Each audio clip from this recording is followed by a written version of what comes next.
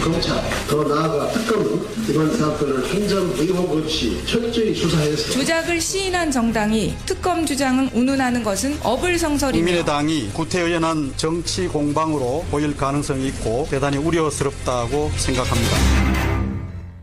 예, 국민의당 문준용 제보 조작 파문 갈수록 커지고 있습니다. 당시 대표를 맡았던 박지원 전 대표는 사과를 하면서 동시에 문준용 씨 취업 특혜 의혹에 대해서도 특검을 해야 된다.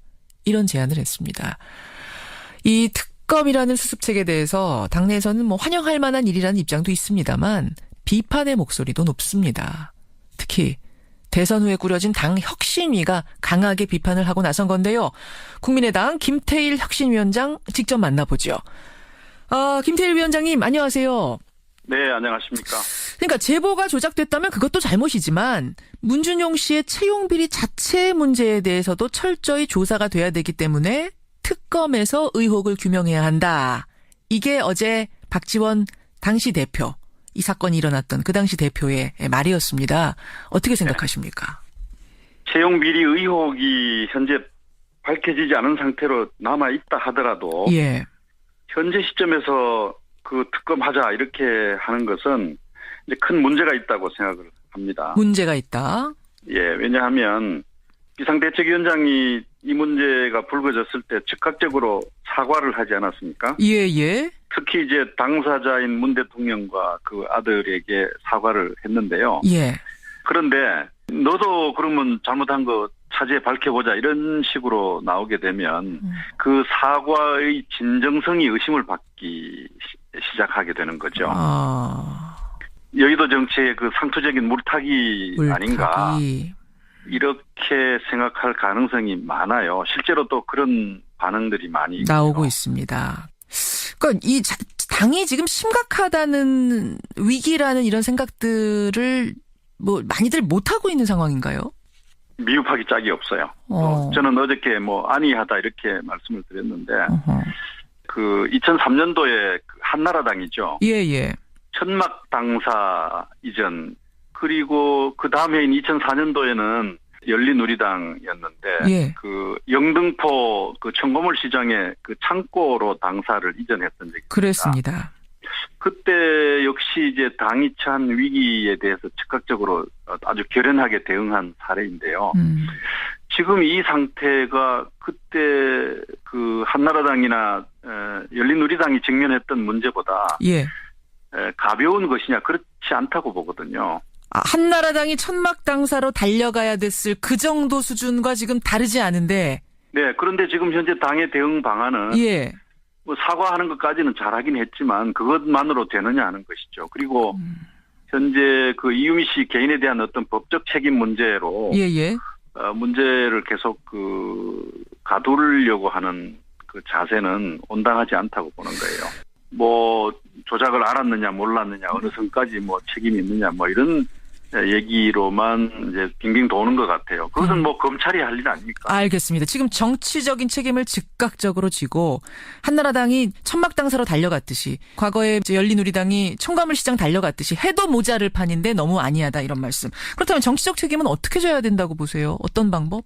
현재는 그 조작된 증거를 가지고 선거 과정에 활용을 하지 않았습니까? 예. 그 활용을 했던 책임자들에 대해서 이제 뭔가 책임을 밝혀야 되죠. 그분들은 나는 몰랐다 하는데도? 아니, 그러니까 몰랐다라는 사실만으로 설명이 안 되는 거예요. 설명이 몰랐다, 그것이 조작된 것이라고 하는 것을 몰랐다 하더라도. 그것도 문제. 잘못된 것을 가지고 잘못 활용을 한 거지 않습니까? 그것이 또 민주주의의 근간을 파괴하는 일이었고요. 그 부분에서 말이죠. 당시 후보였던 그러니까 이 조작이 결국은 안철수 후보를 당선시키기 위해 만들어진 조작이었고 정점에는 안철수 후보가 있지 않았느냐. 물론 그분도 몰랐겠지만 그렇더라도 안철수 후보가 나서서 사과를 해야 한다. 뭔가 좀 액션을 취할 때지 이렇게 가만히 계실 땐 아니다라는 의견에 대해서는 어떻게 생각하세요? 저는 개인적으로 안철수 후보가 빨리 이 문제에 대해서 입장을 밝혀야 한다고 봅니다. 현재 이유미 라는 그 당사자와 예. 또 이준석 그 전 최고위원이 특별한 관계가 안철수 전 후보와 있다고 하지만 예. 그런 관계 때문이 아니라 후보가 최종적 책임을 지는 선거 과정에서 일어났던 일이지 않습니까? 그렇죠. 그리고 이것은 그 민주주의 가치를 훼손하는 아주 중차대한 문제이고요. 그런 측면에서 전 후보가 빨리 이것을 코멘트하고 정리를 해야 하지 않나 싶어요. 코멘트를 하면 이제 사과를 말씀하시는 거겠죠. 그렇습니다. 뭐 잘한 일이 아니지 않습니까? 알겠습니다. 지금 이게 위기 정도를 지금 계속해서 경고하고 계시는데 이렇게 계속 가다가는 당의 존폐까지 고민해야 될 그 정도 수준이라고 보세요? 왜냐하면 당이 민심을 먹고 사는데요. 예. 신뢰 위기에 직면하지 않았습니까? 뭐 다른 여러 가지 위기가 있지만 예. 신뢰가 없는 정당이 어떻게 존립할 수 있겠습니까? 그래서 이 문제를 중차대하게 여겨야 될 텐데 예.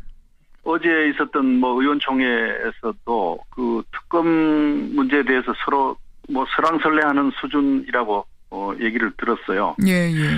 물론 이제 특검을 채택하지는 않아서 좀 저는 다행이라고 생각합니다만. 예, 뭐 당론으로 채택하거나 그런 상황은 아닙니다. 예. 네네. 그래서 당 내부가 여전히 이 문제를 좀 안이하게 보고 있는 것 아닌가 하는 생각이 제 인상입니다.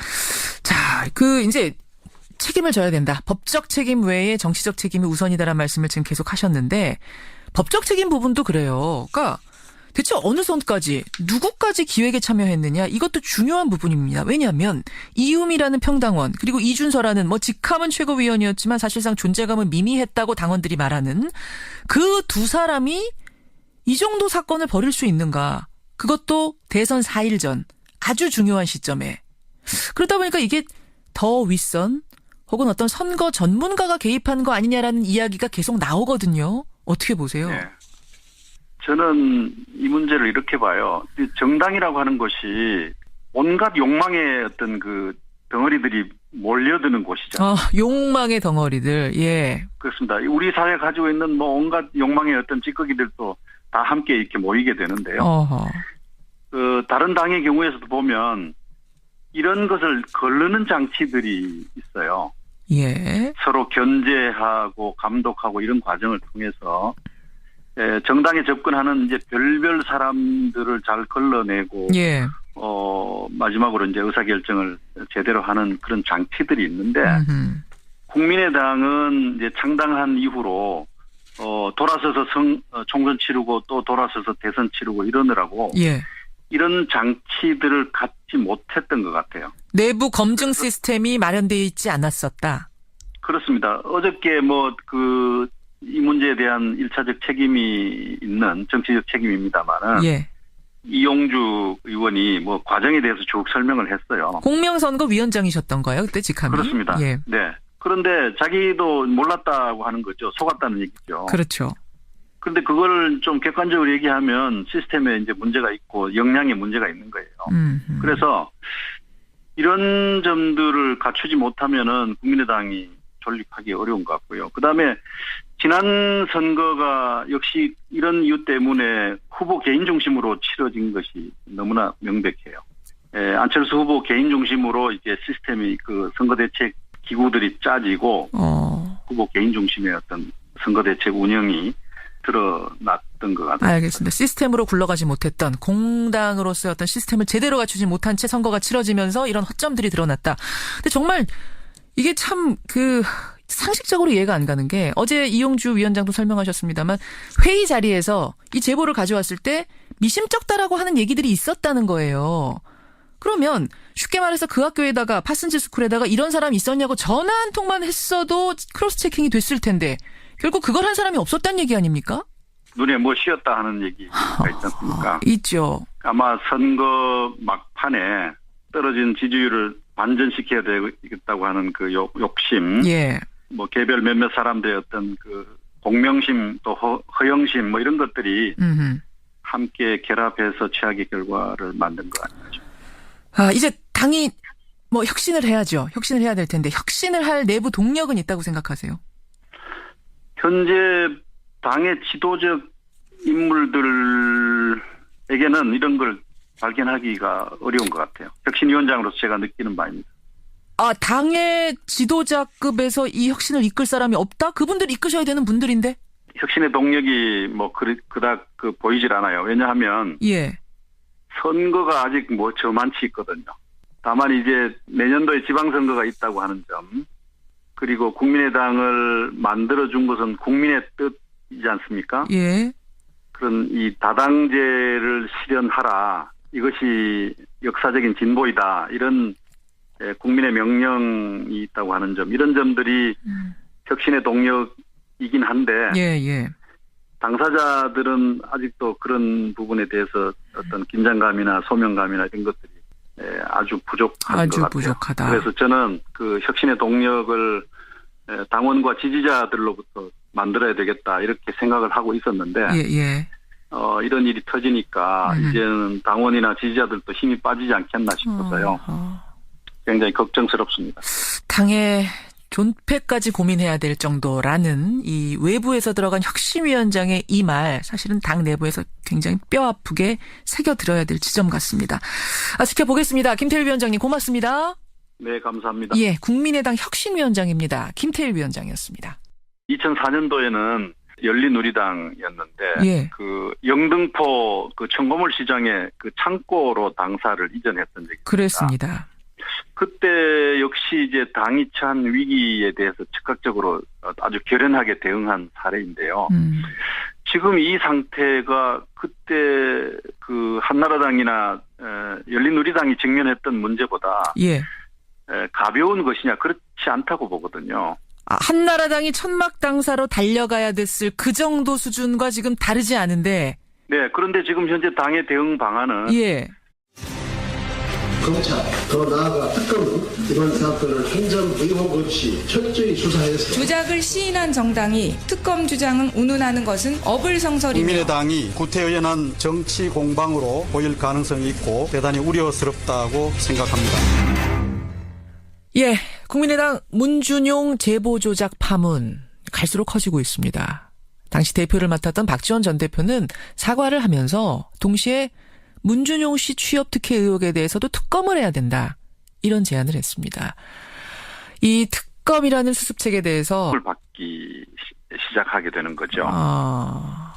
여의도 정치의 그 상투적인 물타기 아닌가, 이렇게 생각할 가능성이 많아요. 실제로 또 그런 반응들이 많이 나오고 있죠. 있습니다.